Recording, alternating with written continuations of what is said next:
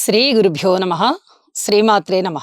మా ప్రేక్షకులందరికీ ధన్యవాదాలు తెలియజేస్తూ 30 జూన్ 2024 నుంచి 6 జూలై 2024 వరకు గల కాలానికి రాశి ఫలితాలు తెలియచెప్పుకుందాము. ముందుగా గ్రహస్థితులు: మేషంలో కుజుడు, వృషభంలో గురుగారు, అలాగే మిథునంలో రవి శుక్రులు, కర్కాటకంలో బుధుడు, కన్యలో కేతువు, కుంభంలో శనిగారు, రాహు చంద్రులు ఇద్దరు మీనరాశిలో. వారాంతానికి వచ్చేటప్పటికి చంద్రుని యొక్క స్థితి మారి ఉన్నది కర్కాటక రాశిలోకి.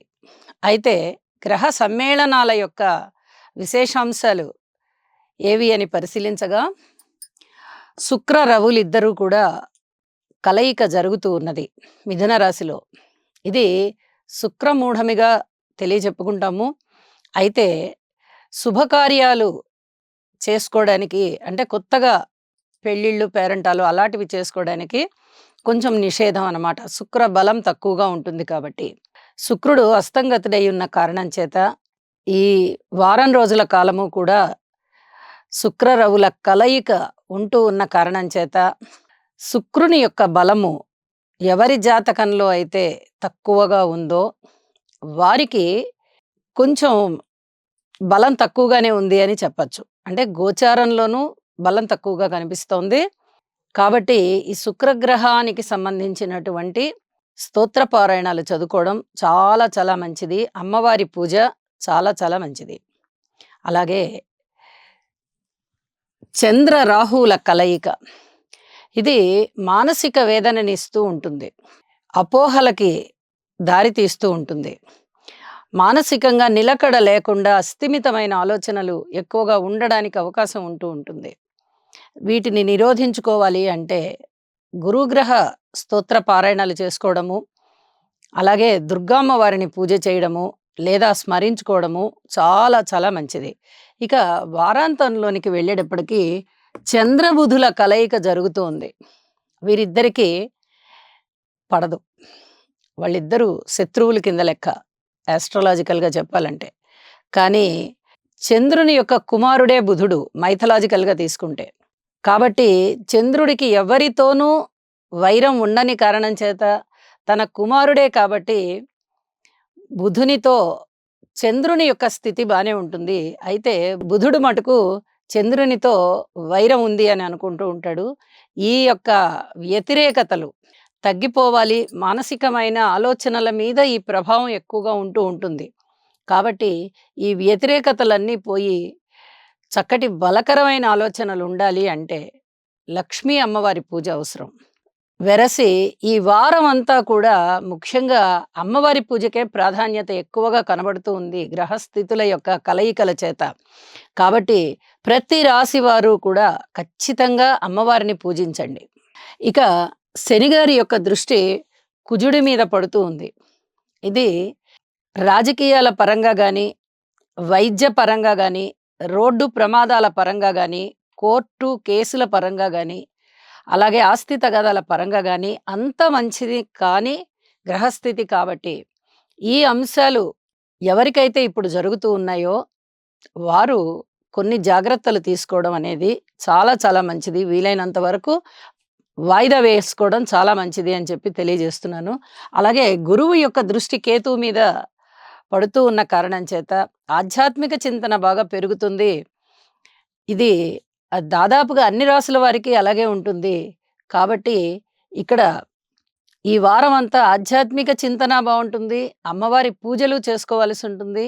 అలాగే సుబ్రహ్మణ్యేశ్వర స్వామి స్తోత్రాలు పారాయణ చేసుకున్నందువల్ల, హనుమాన్ చాలీసాలు చదువుకున్నందువల్ల కూడా చాలా చాలా ప్రయోజనాలు ఉండి ప్రజలకి మనశ్శాంతి ఉంటుంది అని చెప్పి తెలియజేస్తూ, కుంభరాశి కుంభరాశి వారికి ఈ వారం రోజుల కాలము కూడా మూడు గ్రహాలు అనుకూలిస్తూ ఉన్నాయి. తృతీయ స్థానంలో కుజుడు, పంచమ స్థానంలో శుక్రుడు, షష్ఠ స్థానంలో బుధుడు. ఇక్కడ చూడండి, ప్రధాన గ్రహాల విషయంలో ఒక్క గ్రహం యొక్క బలము కూడా ఈ రాశి వారికి లేదు. ఏలినాటి శని జరుగుతూ ఉన్నది, గురుబలం లేదు, ఇతర గ్రహాల బలాలు కూడా చాలా తక్కువగా ఉన్నాయి.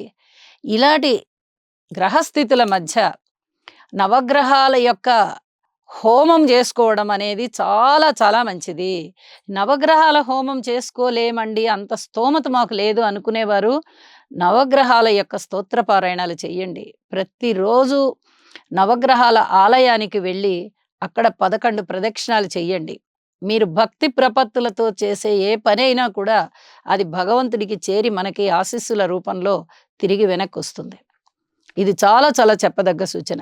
ఏలినాటి శని జరుగుతూ ఉన్నప్పుడు, అందున శనిగారే రాశిలో ఉన్నప్పుడు, ద్వితీయ స్థానంలో రాహు ఉన్నప్పుడు, చతుర్థ స్థానంలో గురువు ఉన్నప్పుడు, అష్టమ స్థానంలో కేతువు ఉన్నప్పుడు, ఈ 4 స్థానాలలోనూ గ్రహాల యొక్క బలము లేదు సరికదా ఏలినాటి శని.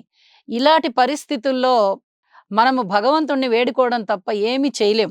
గ్రహాలు వాటి పని అవి చేస్తూ ఉంటాయి. మన పని మనం చేసుకుంటూ వెళ్తూ ఉంటాం. మనకి మానసికోల్లాసం కలగాలి అంటే గ్రహాల అనుకూలత కావాలి. ఆదాయం కావాలి అంటే గ్రహాల అనుకూలత కావాలి. ఇక్కడ ఆదాయం ఎప్పుడైతే తగ్గుతోందో, మానసిక ఉల్లాసం తగ్గుతోందో, ఏ పని పట్టుకున్నా గూడా మనం ఒకటికి 10 సార్లు చేయవలసొస్తోందో, శారీరక శ్రమ పెరుగుతోందో, కుటుంబంలో ఐకమత్యం లేకపోతోందో, ఆర్థిక భారం మీద పడుతోందో, ఖర్చులు పెరుగుతున్నాయో, కేసులు, ఈ కోర్టు కేసులు, పోలీస్ స్టేషన్‌లలో కేసులు మనని వెన్నాడుతూ ఉన్నాయో, ఈ చికాకులన్నీ మనము భరించాలి అంటే గ్రహాల యొక్క బలాలు కావాలి. ఆ బలాలు మనకి గోచారం ద్వారా లేనప్పుడు, ఆ బలాలు పెంచుకోవడానికి గట్టి ప్రయత్నం చేయాలి. ఆ ప్రయత్నమే మీరు నవగ్రహాల యొక్క హోమం గాని, లేదా స్తోత్రపారాయణాలు పఠించడం గాని, లేదా ఆలయానికి వెళ్లి ప్రదక్షిణాలు చేయడం గాని. ఇందుట్లో ఏదో ఒక దాన్ని ఎంచుకొని మీరు చక్కగా చెయ్యండి. అన్ని పరిస్థితులు నిదానంగా సెటరేట్ అవుతాయి అని చెప్పి మరొకసారి తెలియజేస్తూ, అంతగా బాగలేనప్పుడు ఏమి చెయ్యాలో చెప్పుకోవాలి. బావున్నప్పుడు ఎలాగూ బావుంటుంది. బాలేనప్పుడు ఏమన్నా చేసుకొని వాటిని పరిహారాలు చేసుకున్నట్లయితే మనశ్శాంతి పెరుగుతుంది కదా! ఇది తెలియచెప్తూ, వారాంతంలో మారిన గ్రహస్థితుల రీత్యా చంద్రుని యొక్క స్థితి చాలా బావుంది. మీ యొక్క అనుకూలమైనటువంటి ఫలితాలు అక్కడ బుధుడు గాని, చంద్రుడు గాని చక్కగా ఇస్తున్నారు అని చెప్పి తెలియజేస్తూ, మీ ప్రయత్న లోపం లేకుండా ఏ విషయంలో అయినా ప్రయత్నం చేయండి. భగవంతుడి మీద భారం ఎయ్యండి. కాస్త భక్తి ప్రపత్తులతో స్తోత్రపారాయణాలు, పూజలు, పునస్కారాలు చేసుకోండి. మీ కృషిని, మీ మానసిక ధైర్యాన్ని మటుకు విడవకండి అని మరొకసారి తెలియజేస్తూ నమస్కారం. బుధగ్రహం యొక్క అనుకూలత కొరకు ప్రియంగు కలికాశ్యామం రూపేణ ప్రతిమం బుధం సౌమ్యం సౌమ్య గుణోపేతం తం బుధం ప్రణమామ్యహం. ఓం బ్రాం బ్రీం బ్రౌం సహ బుధాయ నమః.